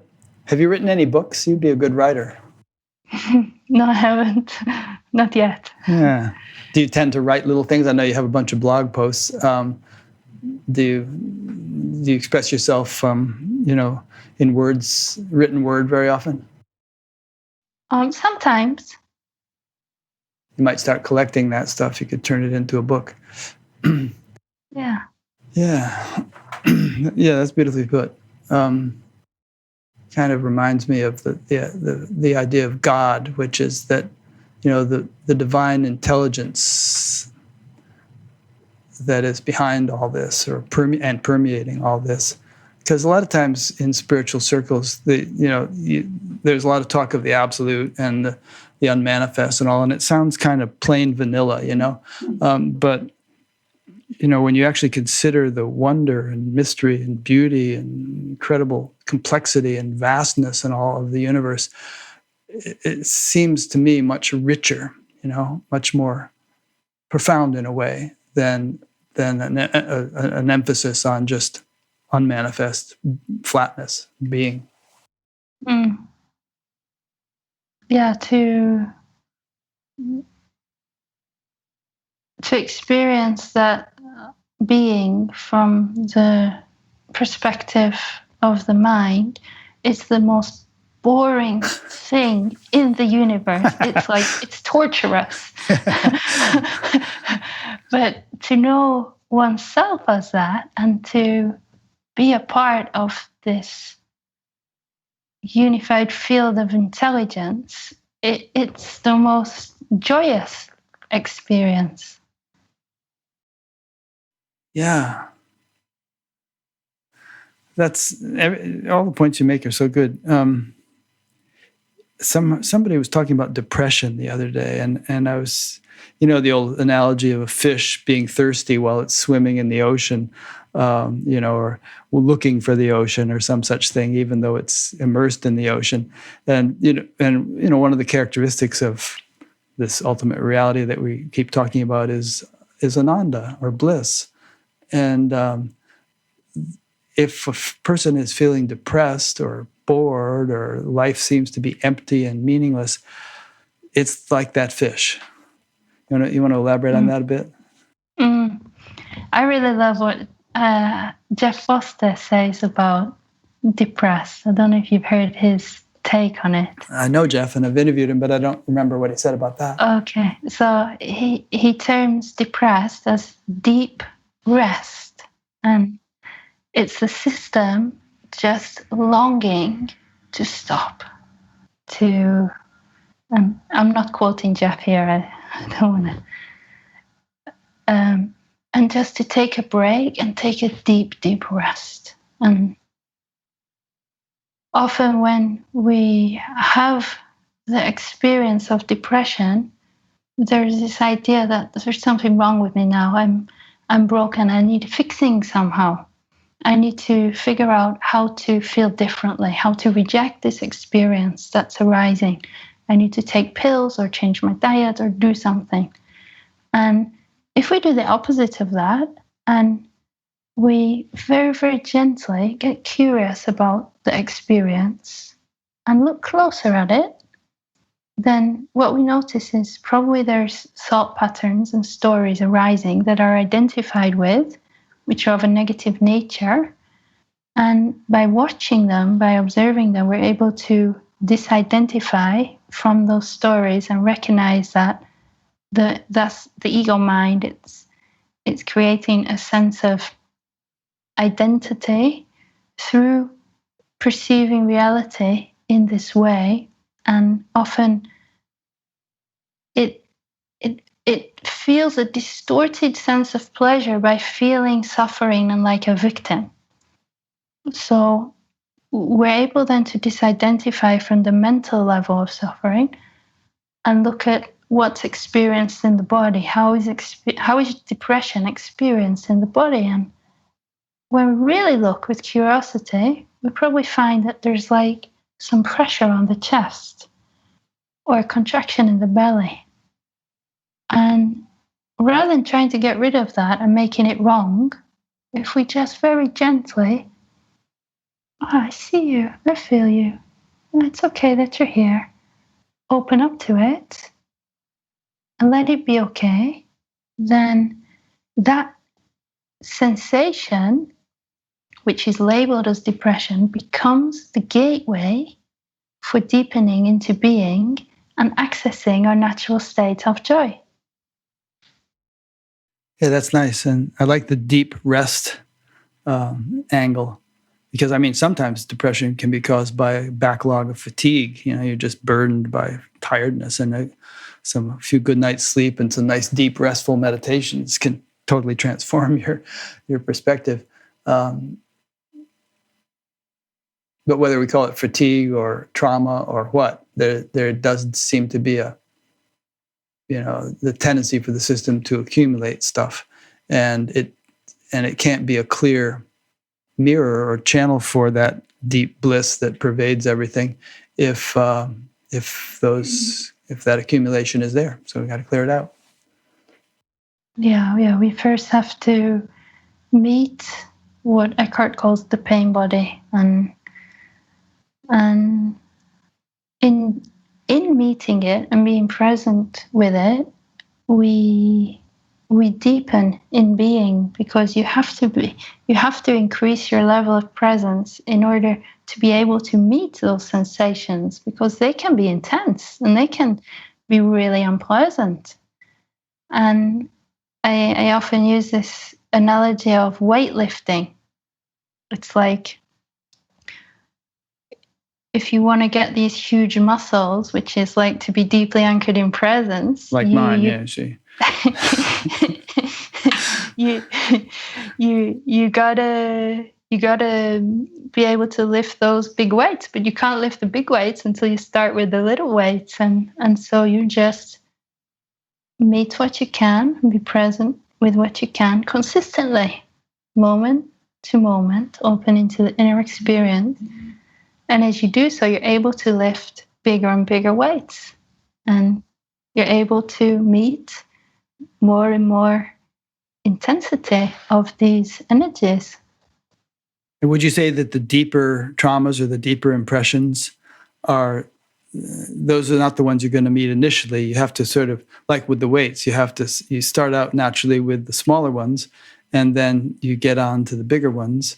And the bigger ones don't seem as big as they would have if you had started with them, because now you have more capacity to meet them. Would that be correct to say? Yeah, it seems like that. Yeah, and it seems like it's like an onion with these layers and layers. And what I'm coming to understand more and more in this work that I'm doing with people is, when you get to the core of it, we all seem to have pretty much the same core trauma, which is a deep sense of abandonment and feeling unloved or not worthy in some way. Well, we're just about at the end of our 2 hours. Here's a nice concluding remark from Marilyn in Texas, who we spoke with earlier. She said, "Thank you for sharing such helpful knowledge and raising up the love frequency in the collective." So I think that everyone listening to this will concur with Marilyn that they feel appreciation for what you're doing in that way. Definitely helping. Thank you. Yeah. What would you like to say in terms of how people can connect with you or interact with you, or what do you have going on that people can plug into? I have, right now with this lockdown situation, I'm doing twice a week online open Zoom meetings by donation. Next one's tomorrow, actually. So everyone's welcome to join that, and they can go to my website, louiseK.net, and they can, I think it's louiseK.net/Zoom is the page to register. And there's probably a link on there. You have an events. Yeah, it's here on the events page. Yeah, there it is. I just went to it on the screen. So you click on events, and it takes you to the Zoom meetings here, and then you can click the more info thing and sign up for it. Yeah. And then on 31st July, 1st and 2nd of August, there's an online weekend retreat, which is an opportunity for us to together deepen into presence and to meet these energies or these repressed emotions, traumas in the system, and to explore together. Have you done any of those before? Weekend online retreats? This is the first online one. Yeah, they're usually in groups, they're in different cities, but everything's on hold at the moment because of the situation. So I said, hey, why not do it online? Yeah, I hope that works out. I would have a hard time doing one because there's always so much going on around here, but it's nice to get away to a retreat place if you can. But I hope that that goes well. Yeah, and there is a 5-day retreat in North Carolina in the end 30th of October. We'll see. We'll see. We'll see if life Yeah. what life wants. You probably have an email sign-up thing on your website here. I see Yeah. subscribe. Yeah, you Yeah, can you can subscribe. stay connected with you, and then you get notified of things that are going on. So people are welcome to do that. Yeah. Well, thanks so much, Louise. I really appreciate you're spending this time with us. And I think we had quite a few people on. There were well over 300 listening during the live one. And I'm sure there'll be many more once we put this up permanently. So I really hope that everything goes well with you. I hope your partner can manage to get out of India, come back to Amsterdam. Louise's partner is stuck in India. We were talking about that before we started. And that, you continue to shine your bright light because the world needs such lights.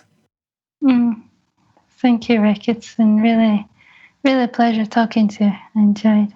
Thank you. Thank you. So, and thanks to those who've been listening or watching, whether on the live feed or later on. Appreciate your attention. And just want to say briefly that you can, subscribe to the YouTube channel if you like.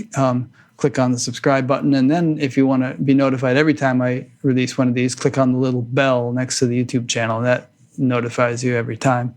But, I only do one of these a week, so you're not going to get bombarded with things. And the same with the email notification system on batgap.com. If you sign up, you'll get one email a week, and you get a second one 3 days later if you don't open the first one. It's in case you missed it email. And there's a few other things there you might want to check out. The audio podcast, if you like to listen to audio things instead of sit and watch videos, and various other things. Just explore the menus and you'll see them. So thank you for listening or watching, and see you next week. Next week is a fellow named Andrew Hewson, who, when you look at his pictures, like, how could he have been a serious alcoholic and spent time in prison? He looks like a bright young kid, but apparently he had that kind of experience and then came out of it and is really bright looking now and doing great things. So we'll be speaking with Andrew next week. And the week after that is James Finley, who is an associate of Richard Rohr, a mystical contemplative Christian, Richard Rohr and Cynthia Bourgeault. So I'll be speaking with James. Anyway, we have them scheduled usually a couple months in advance, and there's an upcoming interviews page where you can see who's scheduled. So again, thanks for listening and watching, and thanks again, Louise. Thanks, Rick. You're welcome.